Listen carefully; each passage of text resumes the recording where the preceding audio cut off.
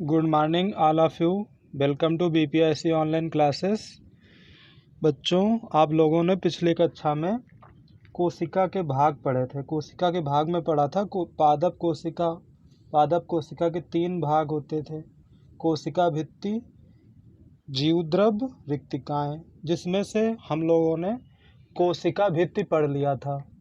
और कोशिका भित्ति में पादप कोशिका का इलेक्ट्रॉन सूक्ष्मदर्शी द्वारा नामांकित चित्र भी बना लिया था, और जंतु कोशिका का इलेक्ट्रॉन सूक्ष्मदर्शी द्वारा नामांकित चित्र बना लिया था। आज उसी का दूसरा पार्ट पढ़ेंगे, जिसमें पहला क्या था, कोशिका भित्ति थी। और पादप कोशिका के कितने भाग होते थे? कोशिका भित्ति, जीवद्रव्य और रिक्तिकाएँ, जिसमें से आप लोगों ने कोशिका भित्ति पढ़ लिया था। आज जीवद्रव्य पढ़ेंगे। क्या पढ़ेंगे? जीवद्रव्य। प्रोटोप्लाज्म क्या होता है? कोशिका के अंदर उपस्थित समस्त जीवित पदार्थों को जीवद्रव्य कहते हैं। जूलियस हक्सले ने 1868 ईस्वी में जीवद्रव्य को जीवन का भौतिक आधार माना था। जो जीव वैज्ञानिक थे जूलियस हक्सले, उन्होंने सन 1868 ईस्वी में जीवद्रव्य को जीवन का भौतिक आधार माना था। जीवद्रव्य अत्यंत जटिल पदार्थ है। कैसा पदार्थ है? जीवद्रव्य अत्यंत जटिल पदार्थ है और जीवन के समस्त लक्षण इसी में पाए जाते हैं। जीवद्रव्य कणिका युक्त, अर्ध तरल, लसलसा तथा अर्ध पारदर्शी जटिल कोलाइडी तंत्र होता है, मतलब कॉम्प्लेक्स कोलाइडियल सिस्टम होता है।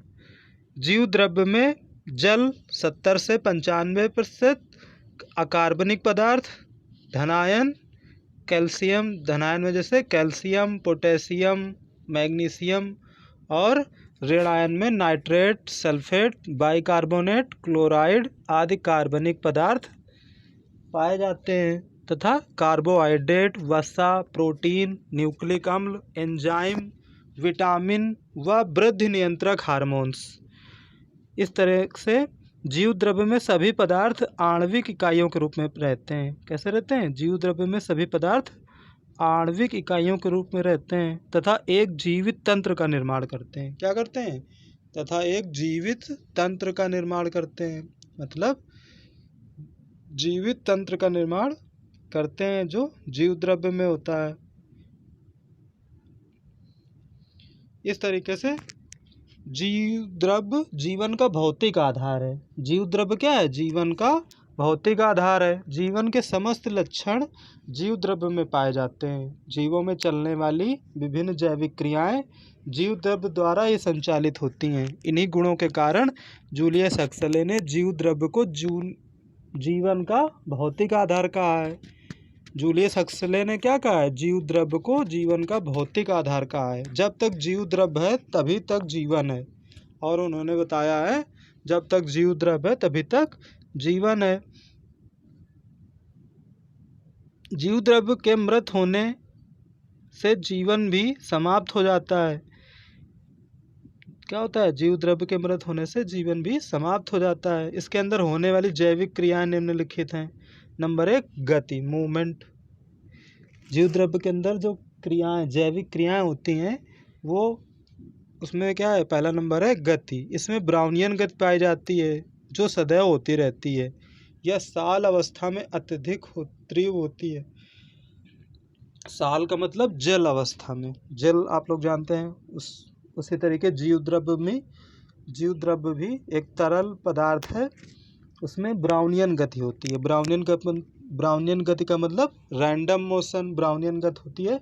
जैसे गैस के कण इधर उधर गति करते हैं, कोई इधर कण इधर गति करता है, कोई उधर गति करता है। द्रव के कण इधर उधर गति करते हैं, उस गति को क्या कहते हैं? ब्राउनियन गति कहते हैं।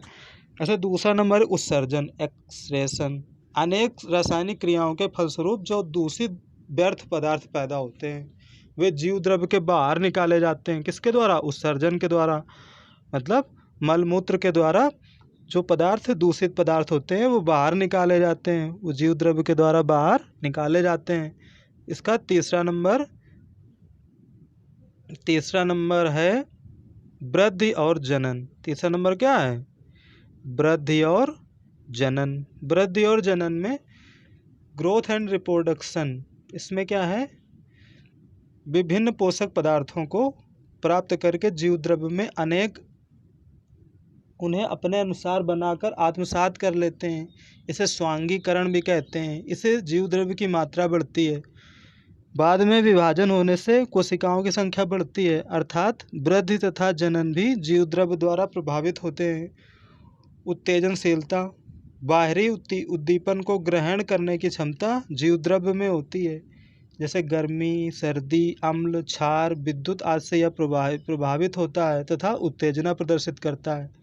मतलब वृद्धि और जनन में सहायक है तथा उत्तेजनशीलता होती है। बाहरी उद्दीपन आते हैं, गर्मी, सर्दी, बरसात, तो इसमें क्या है? उत्तेजना होती है और इससे जीव द्रव्य प्रभावित होता है। इसका पांचवा नंबर है उपापचय, मेटाबॉलिज्म। उपापचय में क्या होता है? जीव द्रव्य में सभी प्रकार की उपापचयी क्रियाएं संपन्न होती हैं। जीव द्रव्य में क्या होता है? उपापचयी क्रियाएं संभव होती है। मतलब उपापचयी का मतलब होता है सभी प्रकार की जो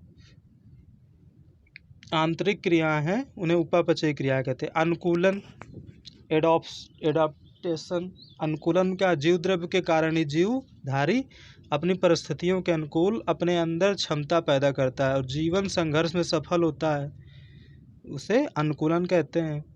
उपर्युक्त तथ्य बताते हैं कि जीव द्रव्य में वे सभी गुण हैं जिनका सम्मिलित नाम जीवन है। क्या है? जिनका सम्मिलित नाम जीवन है, अर्थात जीव द्रव्य जीवन का भौतिक आधार है। क्या है? इसीलिए जीव द्रव्य को जीवन का भौतिक आधार माना जाता है कि उसमें गति होती है, उत्सर्जन होता है, वृद्धि और जनन होता है, उत्तेजनशीलता की क्षमता होती है, उपापचय क्रियाएं होती हैं और अनुकूलन होता है। इस तरीके से जीव द्रव्य जीवन का भौतिक आधार है।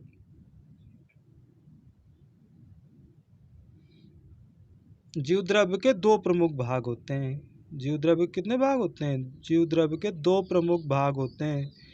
नंबर 1 कोशिका द्रव्य तथा नंबर 2 केंद्रक। कोशिका द्रव्य क्या है? कोशिका द्रव्य जीव द्रव्य का वह भाग है जो केंद्रक के चारों ओर घेरे रहता है, जिसको केंद्रक के चारों ओर घेरे रहता है तथा स्वयं कोशिका भित्ति से घिरा रहता है। कोशिका द्रव्य के कोशिकांग, cell organs in the cytoplasm.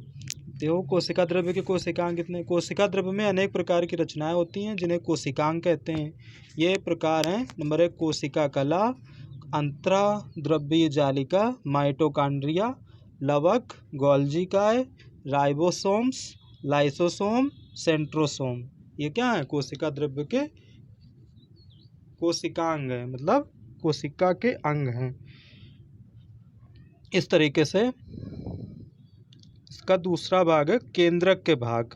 मतलब जीव द्रव्य के दो भाग होते थे, कोशिका द्रव्य और केंद्रक। तो दूसरा क्या है? केंद्रक। केंद्रक के 4 भाग होते हैं। कितने भाग होते हैं? 4 भाग होते हैं। केंद्रक कला, केंद्रक द्रव्य, केंद्रक कला, केंद्रक द्रव्य, केंद्रिका तथा क्रोमैटिन। केंद्रक के कितने भाग होते हैं? 4 भाग होते हैं। केंद्रक कला, केंद्रक द्रव्य, केंद्रिका तथा क्रोमैटिन, जो हम अगली कक्षाओं में इनको विस्तार से पढ़ेंगे। इस तरीके से आज हम लोगों ने पढ़ा जीव द्रव्य, और जीव द्रव्य जीवन का भौतिक आधार है। जीव द्रव्य क्या है? जीवन का भौतिक आधार, जिसको जूलियस हक्सले ने कहा है। किसने कहा है? जूलियस हक्सले ने। उन्होंने बताया कि जीव द्रव्य जीवन का भौतिक आधार माना जाता है। इस तरह से आप लोग समझ गए होंगे। बहुत बहुत धन्यवाद। Thanks for watching.